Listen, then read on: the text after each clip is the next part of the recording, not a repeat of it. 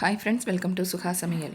இது போன வாரம் ஞாயிற்றுக்கிழமை எடுத்த வீடியோ. ஞாயிற்றுக்கிழமை என் வீட்டுக்காரங்கள்ட்ட மாமா பையனுக்கு நிச்சயதார்த்தம். அதுக்காக உடன்குடியிலேருந்து விக்ரமசிங்கபுரம் அந்த ஊருக்கு கிளம்பி போயிருந்தோம். ஒரு 10:30 மணிக்கிட்ட கிளம்பி ஒரு 2 மணிக்கிட்ட மண்டபத்தில் போய் ரீச் ஆகிட்டோம்.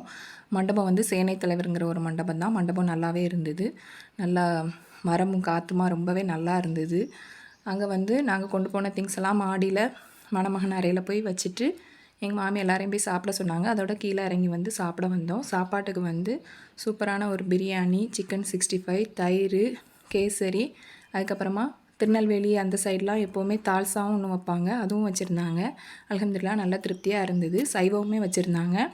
பிரியாணி பிடிக்காதவங்க சைவம் சாப்பிட்டுட்டு கொஞ்சம் நேரம் எல்லோரும் ரிலாக்ஸாக உட்காந்து பேசிக்கிட்டு இருந்தோம்.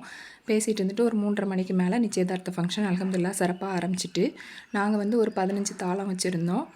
எல்லாமே ரொம்ப சூப்பராகவே இருந்தது. பொண்ணுக்கு போடுறதுக்கு ஒரு வாட்சும் ப்ரேஸ்லெட்டுமே வச்சுருந்தோம். வாட்ச் மாடல்லாம் ரொம்பவே நல்லா இருந்தது. வாட்சும் சூப்பரான ஒரு ப்ரேஸ்லெட்டும். மாஷா அல்லாஹ், எல்லோரும் கண்டிப்பாக துஆ செய்யுங்க. பிள்ளைங்களோட திருமணம் அடுத்து நடக்கும். இன்ஷா அல்லாஹ் அவங்க வாழ்க்கை நல்லா அமைய கண்டிப்பாக துஆ செய்யுங்க. மாப்பிள்ளையோட தங்கச்சி தான் ப்ரேஸ்லெட்டை போட்டு விட்டா.